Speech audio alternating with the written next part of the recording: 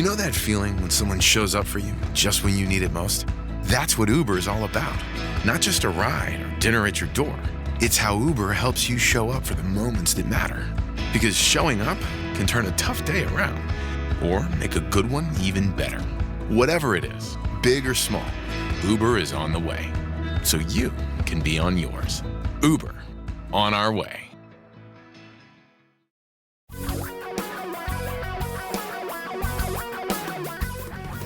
Reality radio for a really great future. We're talking real money. It is surreal. It just feels surreal. The whole world feels surreal.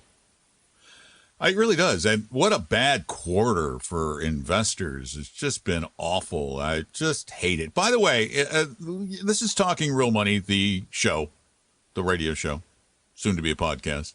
We talk about money. I'm Don. That's Tom. And our phone number is 855-935-TALK, 855-935-8255. And I wonder if, can I hear you through here? No. Absolutely fascinating. So here's the deal. Okay, we're a little bit, I'm serious. Little behind the scenes radio, guys. Just, you might as well know. We can't hide it from you. Right now, I am in Florida, sending my show to Seattle. Tom is in Seattle, but outside of the studio because of the surreal virus. I can't hear Tom, and then I'm hearing me echoing back to me because apparently Tom has my mix minus, and I should have my mix minus. And if anybody in engineering at KOMO Radio is listening to the sound of my voice, I should be not hearing my voice, and I should be hearing Tom's. Okay, the only good thing is that I do have this little IFB, so I can kind of hear you quietly. So apparently for now, we're just going to do like the rest of the world, make do. Exactly. Oh, lordy, folks. This has been a challenging time for all of us, hasn't it? And this is a tiny challenge compared to so many of yours. And I feel for all of you who are suffering health challenges during this. And let me tell you, while the money part is important, it pales in comparison because we're very confident that this money issue will wane and the markets will recover. We're highly confident in that outcome. And bless Bill, we appreciate it. Oh, now I hear you. Wait, I'm now hearing you, but I'm still hearing me repeating. But we're halfway there. I know we're feeling better about ourselves. But the point of the matter is, even if you knew, how long this was going to go on, or when the market was going to recover, all of those things, what would you do differently today? Because this is still the question, right? I mean, when is the market going to turn around? I'm talking about stocks, because bonds have had the right type of bonds have had a very good first half. Not the other bonds that we'll talk about. But what should you do today, right? Because, and by the way, we're also going to spend some time in the program talking about if you need money, where to go get it, because they've loosened the rules on taking money from your retirement savings, which should always be the last place to go get it. I get that, but we'll talk a little bit about that. So the point is, still, this is something we talk about regularly on the show, Don. Your portfolio should have been designed for all of this, because the bear market this time caused by the virus. The last time was caused by the financial sector meltdown. The time before that, it was caused by the tech meltdown. There's always a reason, but your portfolio should have been designed with that in mind. And the interesting thing about those reasons is that generally they are not problems that you're able to anticipate a long time in advance. Of course, if you're like some members of Congress, you can have meetings and find out a month before the rest of the world that there's a problem coming and sell your stock. But the rest of us don't get that advantage. And I'd love to know, even with that, how much money that made those members of Congress, or how much it saved them, or when you get back in, right? I mean, because now they sold apparently some number of individual companies. They're waiting.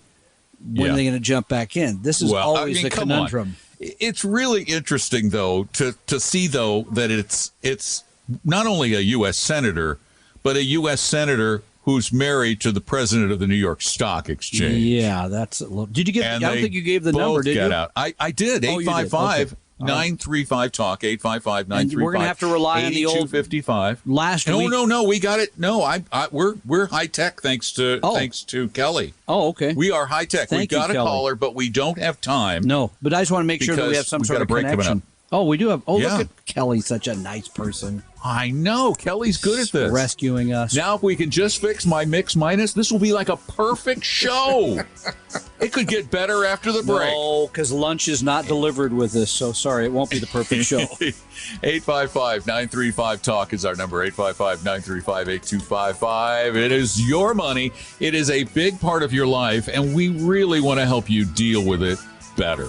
Tom and Don are talking real money. Hi, Don here. Technology's allowed me to work remotely for the past decade. Heck, I even do this show from Florida. So at Vestory, we recognize the power of technology to provide information and guidance when you need it from anywhere, even from our advisors' homes to yours.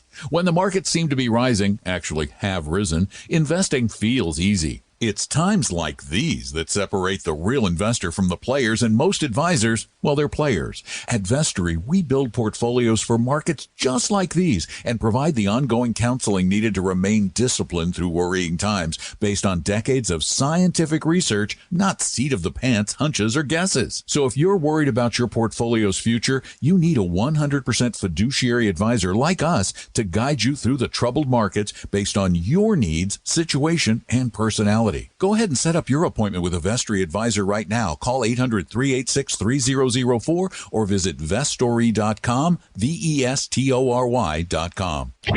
For your real life and real future, Tom and Don are talking real money. And you have enough to worry about in life with health and stuff that you don't need to be worrying about your money. We're going to try and work really hard during this show and podcast to help you worry less about your money. That's really why we're here. And we need you to call us if you're concerned or about to do something that you might not need to do or you might later regret. Give us a call at 855-935-TALK, 855-935-8255. And Francisco, it's your turn. Welcome to Talking Real Money. Thank you, gentlemen. Real quick question regarding VTWAX and VT, the mutual fund versus the ETF. Can you give me the pros and cons as to which one I should go with? Wow, that is a great question. So, of course, VTWAX or VT, those are securities that hold a basket of stocks. VTWAX holds a big basket, holds like 8,800 stocks, globally oriented. Tilted to the U.S. a bit, tilted a little bit to large, because that's the way it goes when you buy one fund that has to hold the whole globe. VT, conversely, is the exchange-traded fund with the similar basket. Now, there's a little bit of difference because of the way an exchange-traded fund operates versus a mutual fund. Don? Yeah, VT is the ETF. We are not as excited about ETFs, although VT is such a broad, diverse ETF that if you owned it, I would not have a single gripe. But VTWAX is a regular mutual fund that does not trade during the day, which is one of the things that we think may be a bit of an advantage. The VT is slightly less expensive, 0.02% less expensive. They have pretty much, as Tom said, they're basically the same portfolio, about 8,400 stocks, 6 one way, about half a dozen the other. Really, yeah, I don't know, Francisco. So I guess I would, this is my own bias, and we've said this publicly. My own bias is I expect a mutual fund to outperform over time, if not for the only reason that VT is traded during the day, and that has a tendency, the more, it's like washing soap, they say, with securities. or using soap, the more you use it, the less of it's there. I just inherently believe that, but you might look back in 10 years and go, the VT I was did going to say, better. the numbers are almost exactly Yeah. the same. So 6 one way, half a dozen the other. I'm going to stick with that because I like the saying, and it's pretty darned accurate. Is that helpful or not? Probably not, huh? Oh, it is. But He I was think we there, lost him. and then He was there and gone. then not. Hey, well, that's the story of our month. Exactly. 855. Your money was there, and then it was gone. 35 Talk. Yeah, it was. It was there, then it's gone. That's the way it works sometimes. Exactly. All right, let's find out if we have better luck keeping Sharon around for a couple minutes. Sharon, welcome to Talking Real Money. Thank you. Nice of you to take my call. Listen, I am retired. I'm 70 years old, and I'm on the federal TSP plan, and that's kind of my bucket of little bit of money that I have to get me through the future. And of course, in 3 months, it's dropped $133,000. So I'm wondering. I have 70. Here's one question: contribution, allocation, and account distribution. What's the difference between those two? Well, one refers to how the money is going in. The other refers to how the money is that's already there is being managed. In other words, how you can change the way the money, Portfolio allocation. how the funds you're buying versus what you're already holding. Yes, I understand that. It's just that I noticed those today when I was pulling up my TSP before I was to call. So I'm thinking, because I have 70% in the C fund. Yes. I have 10% in the F fund and 20% in the G fund. Well, of course, I'm done really well on the stocks. And of course, now those are tanked, and the G and the F funds are also going down. But my question is, I'm so worried about that 70% because that's the chunk from the stock market that's dropping. Would it be prudent to transfer that 70% to the G or the F fund because maybe they're not dropping as quickly, so I don't lose as much money, so I can ride this out? Okay, we got to separate some terminology and understanding. One, the stock market, the C fund has already lost $133,000.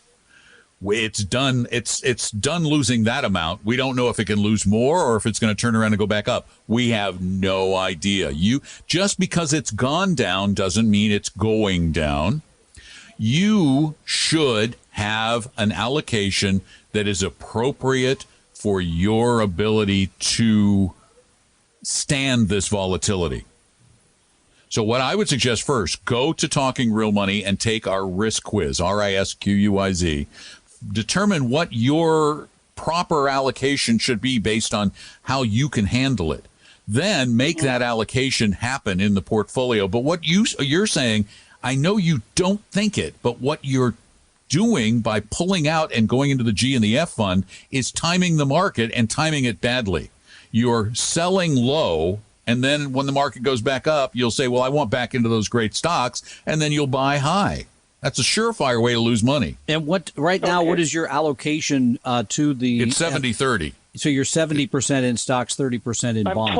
I'm 20% in the G fund, 10% in the F fund. Okay. So she's 70-30 stocks to bonds. 70% in the C fund. Yeah. So what I'm doing right now, because I'm 70, even though I could wait till I'm 70 and a half, in the last 6 months, I started finally taking the required minimum distribution, that's what I've been taking. It's pretty much the minimum because I have my pension and I have my Social Security and I'm debt free, so I don't have any debt that I charge on my charge card and I pay it off at the end of the month.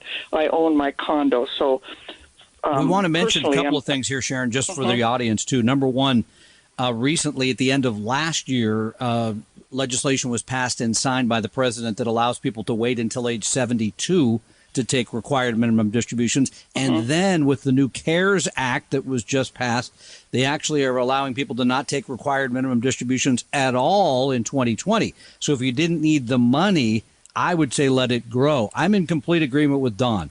This is true for anybody listening. You need to have the right allocation for the amount you're trying to make of your money and the ability to take the ups and downs. The rest of it, you got to tune it out, because that's what makes people make bad decisions at difficult times. And here's what I want you to do, Sharon. Go take that risk quiz. That's going to tell you whether you are attuned to that much risk. You probably aren't. And when you come up with a mix that's more appropriate from that, then you sell enough stocks, move them to bonds to get to that allocation. But you don't make wholesale changes in pursuit of trying to beat the market. I know it's hard, but it's got to be done. There's no other way to do it. 855-935-TALK is our number. 855-935-8255. We're talking about your life. Do you know what your investment risk tolerance is? Take our free no-obligation risk quiz at TalkingRealMoney.com. Your guides to a really great financial future. Tom and Don are talking real money. This is pretty important in the grand scheme of things. Talking about money, getting that worry off your mind so that you can rest a little better and stay healthy. 855-935-TALK is our number. I'm Don. That's Tom. I hear that a lot, by the way, at home. Keep your distance. So I'm pretty good in the whole situation. That was before coronavirus. Well, yeah, well before, but so I'm used to it by now. It's okay. Hey, honey, keep your distance. Got it. And get over there. Yeah. Mm-hmm.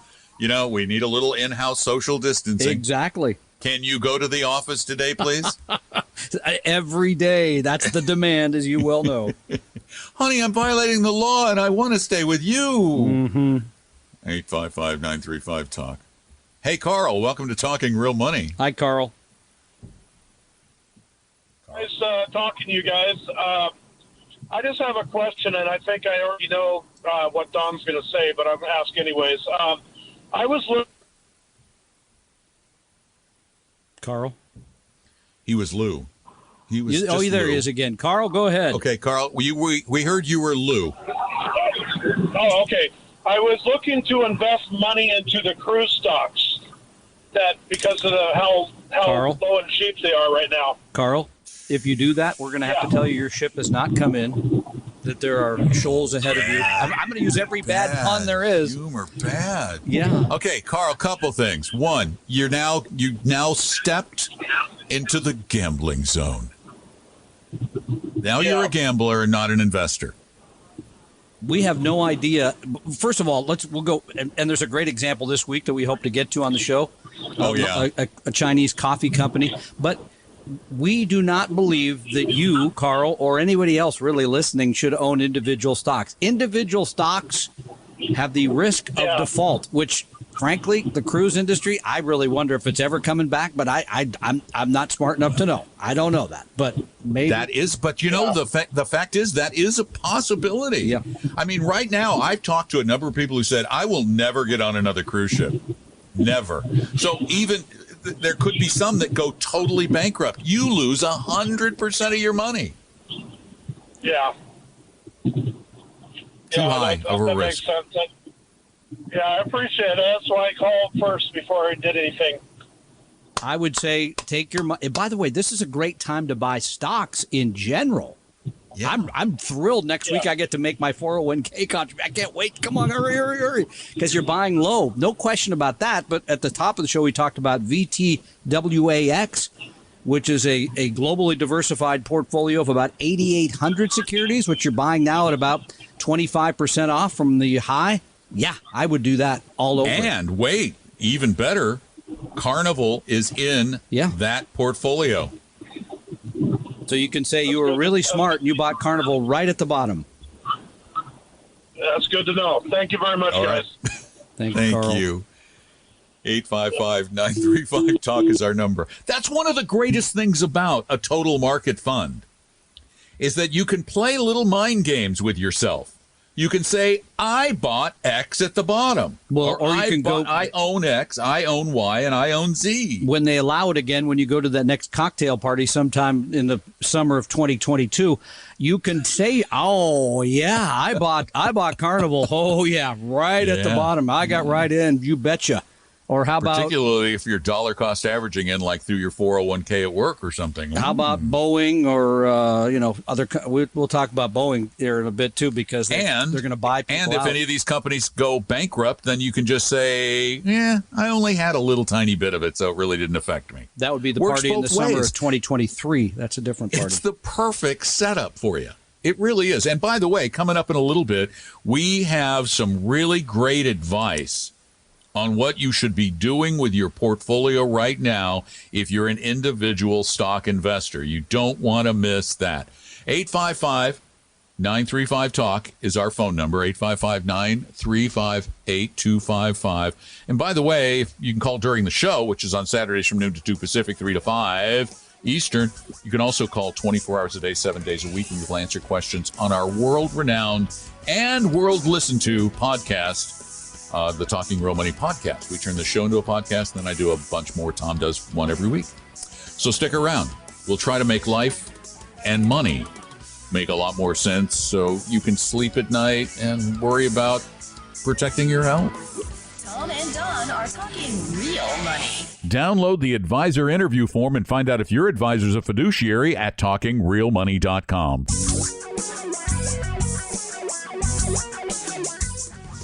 Reality radio for a really great future. We're talking real money. Hi, welcome back to Talking Real Money. I'm Don. That's Tom. This is a bad time to be an investor, but could be a really good time, too. I'm sorry. It has been a bad time. Oh, you got to make sure you always put that in past tense, of course. I always forget my tenses, and that is so important for all of us to remember. The market isn't ever going up. It has gone up or down. Yeah, well, as that's the case is. Standard & Poor's 500 off 22% year to date. And if you're invested in some of those smaller value type companies, like U.S. small value companies, those are down 44% year to date. So you have taken a major haircut there, or as they say, a great buying opportunity. Oh, yeah. For all of those who said, I'm going to go into small cap value because that's where the big money's made. Yeah, well, it's also where the big money's lost. Indeed. That's the price paid. 855-935-TALK. That is our phone number here, Talking Real Money. And Bruce, you're next. Welcome to Talking Real Money. Well, thanks for taking my call. I appreciate it. Our pleasure. So my situation is I'm turning 66 in 2 weeks. Had might be the operative word, to retire in a year. Uh-huh. I have roughly $300,000 in targeted 2020 funds, targeted retirement years. Yeah, target date funds. And, Sure. Right, and due to a little bit of luck in timing, pure luck, I'm sitting on about $300,000 of cash. Where are you right now? Because we could get somebody there quickly. If you're sitting on I'm driving it. down the road in Mukilteo, so come Okay, get that's not far away. We could get And there. you know, when you wear a mask and sunglasses, you'll never know who took it. Exactly. Yeah, 300,000. in cash, That's not worth it. Sorry, Bruce, but okay, go ahead. Well, no, you'd have to have about $300 million so you could get away and get out of the country. Exactly. Well, as That's you may not know, there worth was the 350 risk. billion available yesterday. That's what I was searching Remember, for. it's risk and reward, Tom. Exactly. All right. Go ahead, 300,000. Bruce. Tom interrupted. We'll stop him. Yeah. Go ahead, Bruce. Anyway, so I've created a budget for my retirement years. I figure, in addition to my Social Security, I will need about $30,000 a year. I'm thinking about leaving 2 years' worth of cash as cash, just in case. And then my thought was I've got another the 240 left, the 240 left of that. Where's a good place to put that right now? But and this is going to be money you're going to be drawing on, because if you're going to take the 300 plus the 240, that's 540. You got to take, how much did you say a draw off your savings? Well, I'm going to take $30,000 a year beginning next year, so that'll take me to 2022. For the Okay, well, cash that I need. yeah, so 30 on the 240. I'm trying to understand, I mean, on though. the 540. Well, he's got 540. Yeah, He's setting aside 2 years to. I think that's smart. By the way, that's just cash. That's good. I'm good with that part. I'm just trying to figure out the $30,000 a year. Is that only for the next couple of years, or is that for life? No. That's just for the next 2 years. Then there's an additional $240 in cash, and I'm trying to figure out what I should do with that now. Okay, what are your needs going forward for the 540? Well, 30,000. I still figure 30,000 a year, assuming that I can get a return of about. Okay, so 30. That's what I was saying. 30 on the 540, basically. Right. Okay. Yeah. Now we're getting there. Yeah. Go ahead. You're gritting your teeth. $30,000 a year. Well, $30,000 a year on 540. Yeah, you're gonna have to take some risks to get there. Because there's no safe portfolio, no safe and reasonably safe investment that is going to get you that kind of return. I mean, really, on a $1.3 million, you might get it. Well, that's with high degree of safety. Somewhere, I think I did the numbers right. That's somewhere that's a little less than 6% a year you're taking out. That's aggressive. Don's right. That's aggressive. So, but I mean, you could. By the way, I see no issue if you're okay with the 2020 target date fund, which is probably, I'm betting, half in stocks, half in bonds. We could look it up, but somewhere in that area. Yeah, there's nothing wrong with doing it that way too, because you're going to get it at a low price. You go to Vanguard and own their 2020 fund. I would anticipate. I would guess it's more conservative than it's a 2020. Yeah, I don't know. Take a look at that. But I mean, something like that. No, you're right. 50-50. Yeah. You have some exposure to stocks. You probably over time make 5-6% a year. So if you're taking out 6 and you're making 5, well, the money should last a pretty good time. You could do the math there. I think that's a very reasonable strategy. And by the way, if it was my money, I'd be doing it on Monday, because I think, again, as we mentioned, you're getting a sale price right now. I'd get your portfolio set up and figure retirement out now. I mean, you've already got the fund. Nothing wrong with adding to it, because at 50-50, that's probably the right mix for what your needs will be. But again, you have to accept the volatility like we've had right now. Thanks for the call. 855-935-TALK is our number. We'll be back. Tom and Don are talking real money. Hi, this is Don. Please listen carefully and respond honestly. Do you have an investment portfolio designed to weather market declines based on your personal volatility comfort zone? Odds are that you don't, because that's not how most financial advisors work. They make money by playing to your emotions. Sell that, buy this. At Vestory, our job is to know you, your needs, goals, and fears, and then help you build and manage your wealth in a way that allows you to sleep peacefully. Markets like these are why you need a 100% fiduciary advisor like Vestory. So before you do something you may regret, take a few minutes and talk to one of our Vestory advisors who are available by phone or video conference when you need them at 800-386-3004, or set up an appointment at Vestory.com. You have better things to do than worry about the market, so change the way you invest for your future for the better today at Vestory.com, or call 800-386-3004. That's VESTORY.com. For your real life and real future, Tom and Don are talking real money. And these days, talking about real money is really important. You got to put your mind at ease in times like these. 855-935-TALK is our number. I'm Don McDonald. That's Tom Cock over there. You're whomever you are out there, and we're glad you are there. We looked at our ratings from last month. Wow. Thank you all for being out there. Appreciate it. Really do. Yeah. I'd thank my mom, but she's no longer alive, so there must be others of you that like the show. Apparently your wife, no, your wife doesn't even listen, so it's not her. No, not her. She doesn't even know you're on the radio. I don't think so. I think she thinks she just disappear for a good time every Saturday or something. Well, no, it's like, you know what? It's like he's social distancing. This is good. 855-935-8255 is our phone number. Give us a call. We got lines open for you right now. And Ed, you're next. Welcome to Talking Real Money. Hello, Ed. Did we do something wrong? Ed? Did we do Ed already? Nope. I didn't think so.